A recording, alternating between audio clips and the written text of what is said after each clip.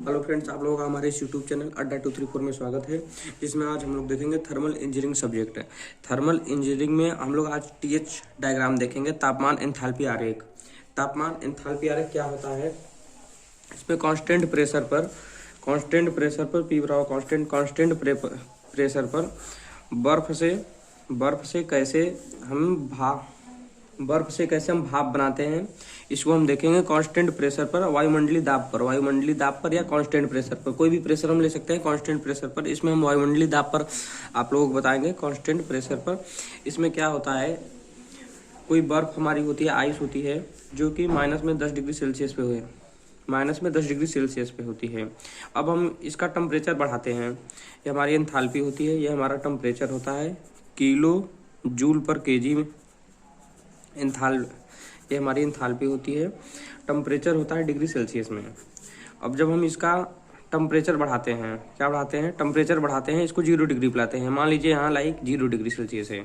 जब हम इसको 0 डिग्री सेल्सियस पे लाते हैं तो ये हमारा हो जाता है लगभग ये पानी में बदलने लगता है। यहाँ पे क्या होने लगता है, ये यहाँ से यहाँ 0 डिग्री सेल्सियस पिला दिए तो ये बर्फ में रहता है, लेकिन कुछ देर बाद यह पानी में बदल जाता है। क्या होता है? पानी में बदल जाता है।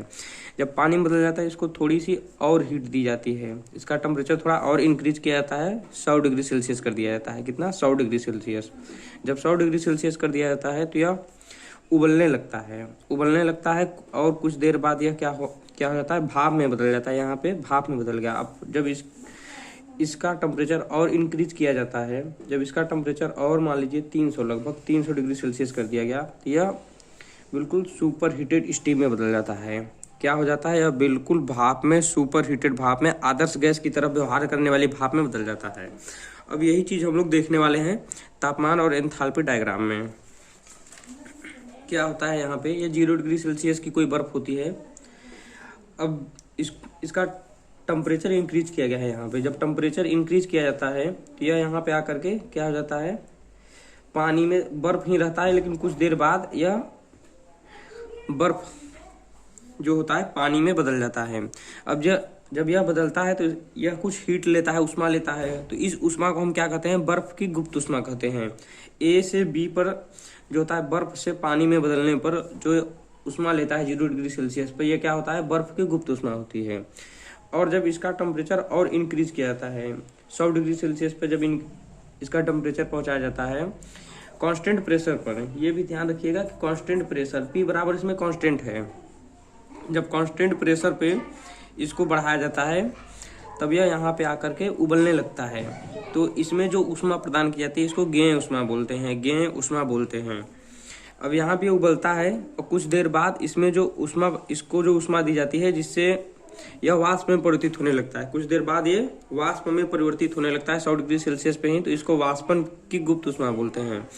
ये होता है वाष्पन की गुप्त उष्मा। C से D जो होता है हमारा वाष्पन की गुप्त उष्मा है। जो C से D पर इसको दी गई उष्मा होती है, हमारे वाष्पन की गुप्त उष्मा होती है। और जब इसका टेम्परेचर और बढ़ाया जाता है 100 डिग्री सेल्सियस के और ऊपर लेके जाया जाता है, तो यह टोटल गैसीय अवस्था में हो जाता है, टोटल शुद्ध रूप से गैस के रूप में हो जाता है और यह सुपर हीटेड स्टीम में बदल जाता है, सुपर हीटेड स्टीम में।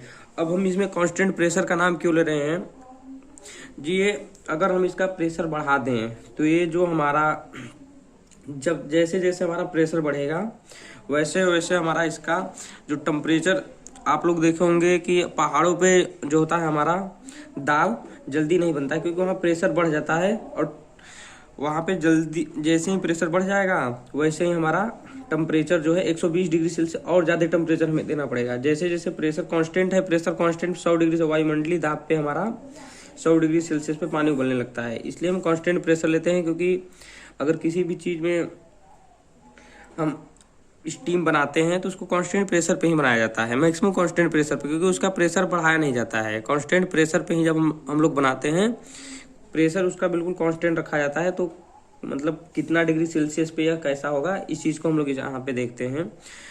ये चीज़ हमने आपको बता दिया। अब ये होता है कुछ हमारा डिफिनीशन है, उसको हम लोग देखते हैं टीएच डायग्राम के अंदर। आर्द्र भाप होता है, स्टीम होता है जो वेट स्टीम, हमारा वाष्पन होता है बर्फ का, तो उसमें अलग अलग प्रकार से स्टीम बनते हैं।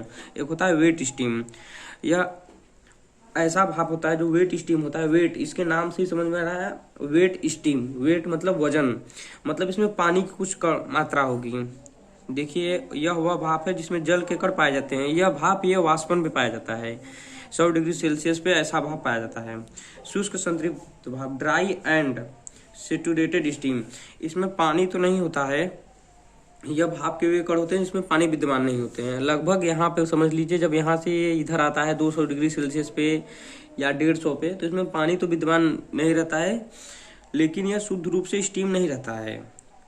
स्टीम ऐसा होना चाहिए जो हमारा आदर्श गैस की तरफ व्यवहार करे। तो ऐसा स्टीम हमारा होता है स्थिर दाब पर शुष्क संतृप्त भाप। इसी भाप को कांस्टेंट प्रेशर पर जब शुष्क संतृप्त भाप को और गर्म किया जाता है तो यह सुपर हीटेड स्टीम में बदल जाता है। सुपर हीटेड स्टीम, ये यहाँ पे इस अवस्था में सुपर हीटेड स्टीम में बदल जाता है। यही सुपर हीटेड स्टीम हमारा आदर्श गैस की तरफ व्यवहार करने लगता है। सुपर हीटेड स्टीम, किसी भी स्टीम को सुपर हीटेड स्टीम कब कहेंगे? जब वह आदर्श गैस के नियमों का पूरी तरह से पालन करने लगे। इसी को हम आदर्श गैस के रूप में लेते हैं, सुपर हीटेड स्टीम को। इसमें ये एंथैल्पी होती है, जो टोटल एनर्जी है हमारी, जो हमारी एंथैल्पी है टोटल एनर्जी, इसके एनर्जी में कोई चेंज नहीं है। जैसे जैसे हम टेम्परेचर बढ़ाते जाएंगे वैसे वैसे इसकी एंथैल्पी बढ़ती जाएगी। जैसे जैसे टेम्परेचर बढ़ाएंगे वैसे जैसे जैसे एंथैल्पी घटेगी वैसे वैसे इसमें जब हम एंथैल्पी क्या होती है? Total energy. जब टेम्परेचर बढ़ा रहे हैं मतलब इसमें कुछ एनर्जी दे रहे हैं, तो वैसे वैसे इसकी बर्फ की एंथैल्पी बढ़ती जा रही है। टोटल एंथैल्पी क्या है? हमारी टोटल एनर्जी है। जैसे हम टेम्परेचर बढ़ा रहे हैं, कुछ इसमें एनर्जी दे रहे हैं, तो उस चीज़ की एंथैल्पी क्या हो रही है? बढ़ रही है। एंथैल्पी घटेगी तो क्या होगा? टेम्परेचर भी घटेगा। यहाँ पे एंथैल्पी देखिए 0 है, तो यहाँ पे टेम्परेचर भी 0 है, माइनस में है। यहाँ 0, यहाँ कुछ बढ़ाए हम, यहाँ पे टेम्परेचर दिए तो यहाँ पे एंथैल्पी बढ़ गई। यह एक दूसरे के क्या होते हैं? इन्वर्सली प्रोपोर्शनल होते हैं। आप लोगों को अगर टीएस डायग्राम में कोई भी डाउट है तो आप लोग कमेंट में कमेंट करिए। Thank you.